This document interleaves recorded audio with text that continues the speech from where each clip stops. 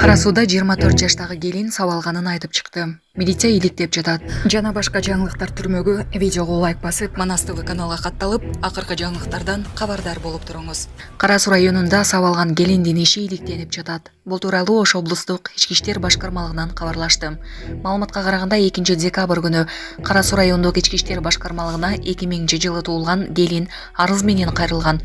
Ал 2024-жылдын 29-ноябрь күнү 1989-жылы туулган жолдошу уруп койгондугун билдирген.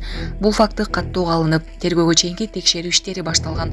Жабырлануучуга соттук медициналык экспертиза дайындалган. Анын жыйынтыгы менен кылмыш ишин козгоо маселеси каралууда.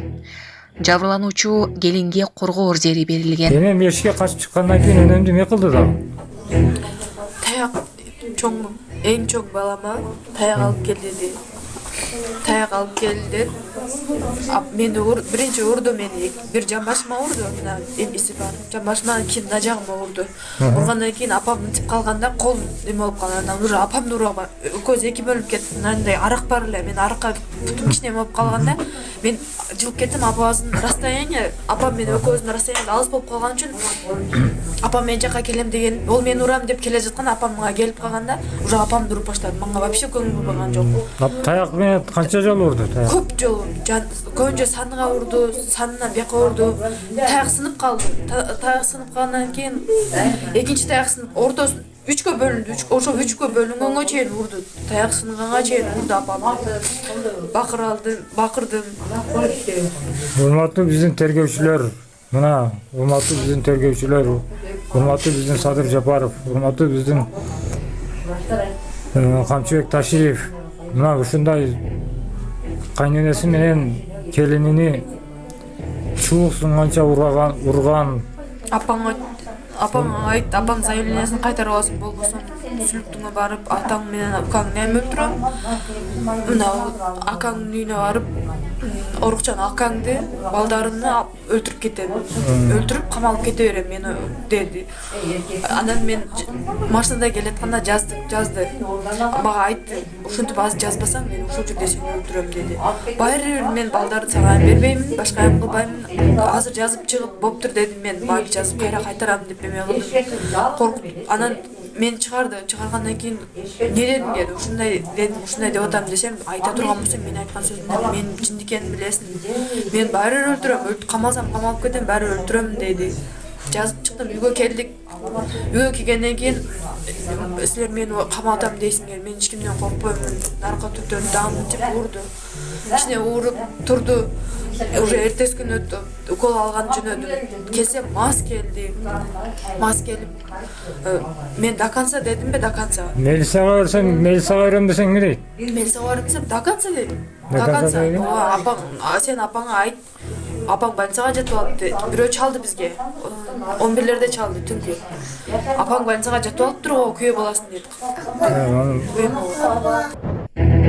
Тышкы иштер министрлиги Сириядагы Кыргызстан жарандарын өлкөдөн чыгып кетүүгө чакырды. Министрлик аталган өлкөдөгү кырдаалды тыкыр көзөмөлдөнү улантууда. Министрлик Сириянын аймагында жүргөн Кыргызстандын жарандарынын көңүлүн, коопсуздук чараларын сактоо зарыл экенин айтат. Кырдаал турукташканга чейин жарандарга Сириядан чыгып кетүүнү сунуштайт деп айтылат маалыматта. Зарыл болгон учурда кеп кеңешчи жардам алуу үчүн төмөнгү телефондор аркылуу кайрылууга болот. Кувейттеги элчилик +965 517 021 80, Туркиядагы элчилик +90 545 689 68 00. Булак Арыбакежи.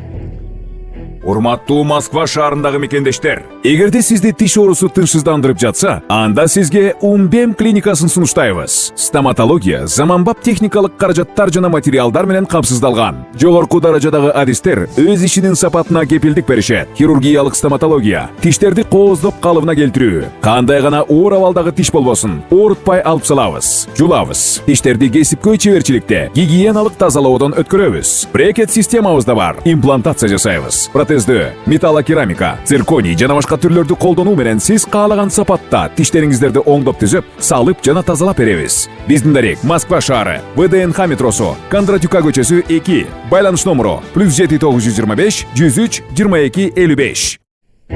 Кайгуул кызматкерлери менен чырдашкан айдоочу элден кечирим сурады. Бишкекте тез жардам муунасына тоскоолдук жаратып, андан кийин кайгуул кызматкерлери менен да чырдашкан айдоочу элден кечирим сурады. Ошол жерде адамдык сапаттарга туура келбеген жорук жасаганым үчүн жалпы кыргыз элинден чын жүрөгүмдөн кечирим сурайм. Ошондой эле орой мамиле жасаган кайгуул кызматкерлеринен дагы кечирим сурайм, деди ал. Эске салсак, 3-декабрда анын тез жардам муунасына тоскоолдук жаратып, фельдшерлер менен жаңжалашкан видеосу тараган. Милициянын маалыматы боюнча ал кармалып убактылуу кармоочу жайга киргизилген. Милициянын кайгуул кызматы айдоочунун МАИ кызматкерлери менен да чырдашкан видеосун бөлүшкөн.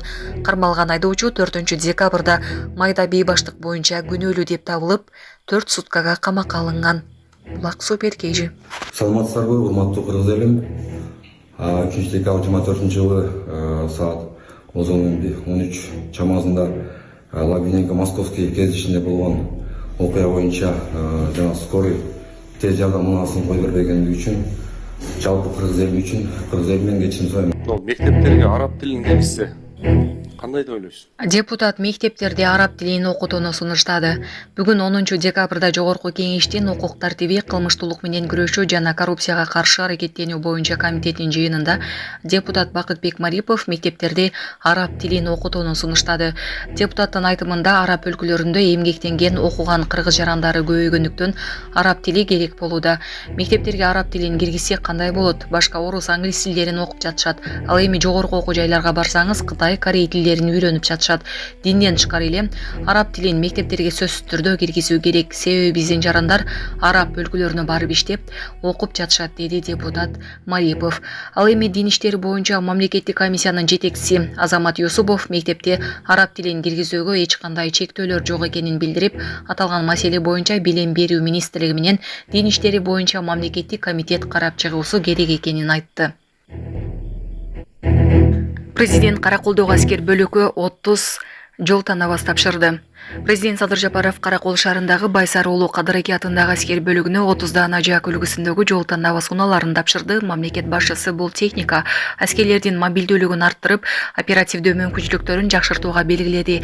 Жол танабастар тоолуу жана татаал шарттарда аскердик тапшырмаларды аткарууда чоң көмөкчү болоору айтылды. Азыр эски шимде салып,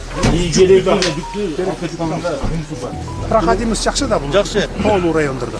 Муну деген баягы алып атканда сизге сунуш бергенде тест драйвде 1 айга алып туруп, Баткенге жөнөтүп командирге өтүп катуу текшердеп бергенбиз. Андан кийин 25 алгандан кийин азыр ошо алынган машиналарды мыкты деп табылгандан кийин дагы сиздин жардамыңыз менен 30 алынды. Котельнийлерден эметип, централизованный отопление. Мындай дорожкада аскерде баскан эмеспиз да. Бетонный взлеткада басып жүргөн.